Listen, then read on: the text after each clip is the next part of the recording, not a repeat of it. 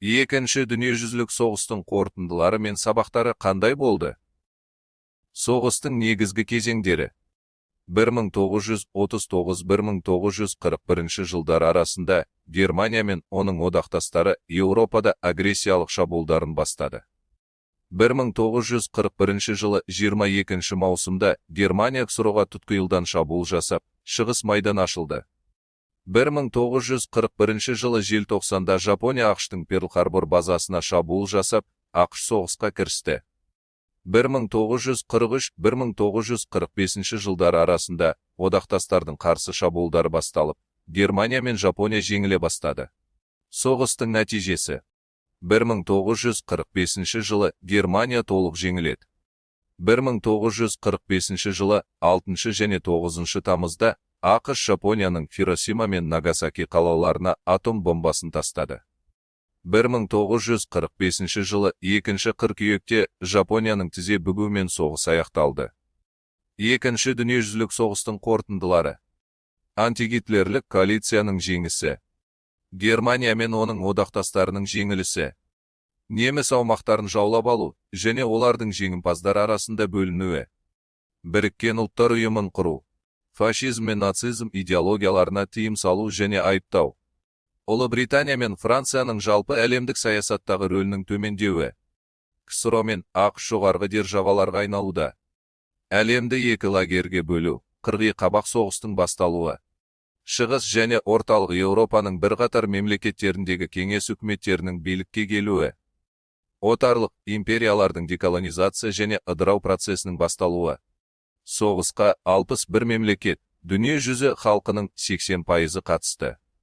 Соғыс қимылдары 40 мемлекет жерінде жүріп, 110 миллион адам әскерге алынды. 50-55 миллион адам қазаға ұшырып, $4 триллион көлемінде шығын шықты. Потсдам конференциясы 1945 жылы 17 мамырда Берлин маңындағы Потсдамда КСР, ақш және Ұлыбритания басшыларының конференциясы ашылды.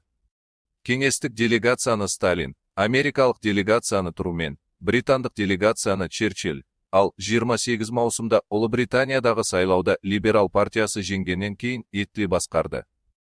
Конференцияда соғыстан кейінгі Еуропа шекарасын белгілеу, соғыс шығындарын өтеу тәртібі және басқа да маңызды мәселелер шешілді.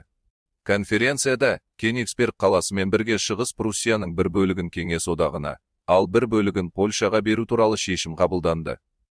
Польшаның батыс шекарасы Германияға қарай жылжытылатыны және Одер, Нейс өзендері арқылы өтетін болып белгіленді.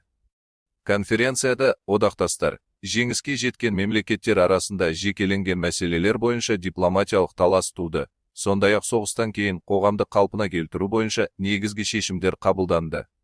Екінші дүниежүзілік соғыстан кейінгі аумақтық өзгерістер. Еуропадағы соғыстан кейінгі шекаралар анықталды. Германиядан Шығыс Пруссия бөлініп шықты. Нацистік Германия мен Аустрияның аумағын КСР, ақш, Ұлыбритания және Франция әскерлері басып алып, 4 оккупация аймағына бөлінді. Германияның шығыс аумақтарының едәуір бөлігі Польша мен Кеңес одағына берілді. Шығыс және оңтүстік Еуропада жаңа коммунистік мемлекеттердің құрылды. Кеңестік аймақта орналасқан Берлин бақылау кеңесінің резиденциясы болды, ал оның батыс бөлігіне ақш, Англия және Франция әскерлері жіберілді. 1946 жылы өткен Париж бітім конференциясы. Германияның бұрынғы одақтастары Болгариямен, Венгриямен, Италиямен, Румыниямен және Финляндиямен бітім шартының жобаларын әзірледі. Болгария мен Венгрия 1919 жылғы шекараларында қалды. Румынияға Бессарабияны берді. Италия бүкіл отарынан айырылып, оның аумағының бір бөлігі Грекия мен Югославияға өтті. Финляндия КСР-ға Печенга облысын берді. 1947 жылы Германия мен жеңімпаз елдер арасында бейбіт келісімдер күшіне енді. 1949 жылы Германия батыс аймақ және шығыс аймақ болып екіге бөлінді. Германия Федеративтік Республикасы және Герман Демократиялық Республикасы. 1949 жылы Қытай Халық Республикасы құрылды. 1951 жылы Жапониямен бейбіт келісім жасалды. Біріккен ұлттар ұйымының құрылуы. 1945 жылы 25 сәуірде Сан-Францискода Біріккен ұлттар ұйымының конференциясы болды. Конференцияда Біріккен ұлттар ұйымының жарғысы дайындалды және бекітілді. 50 мемлекеттің өкілдері Біріккен ұлттар ұйымының жарғысына қол қойды және 1945 жылы 24 қазанда жарғы бекітілгеннен кейін ол күшіне енді. Осылай Біріккен ұлттар ұйымы құрылды.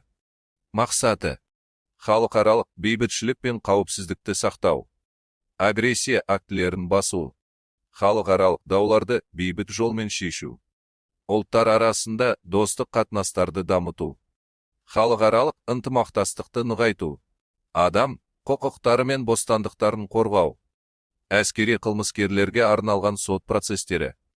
1945-1946 жылдары Нюрнберг процесі нацистік Германияның бас әскери қылмыскерлеріне соты өтті.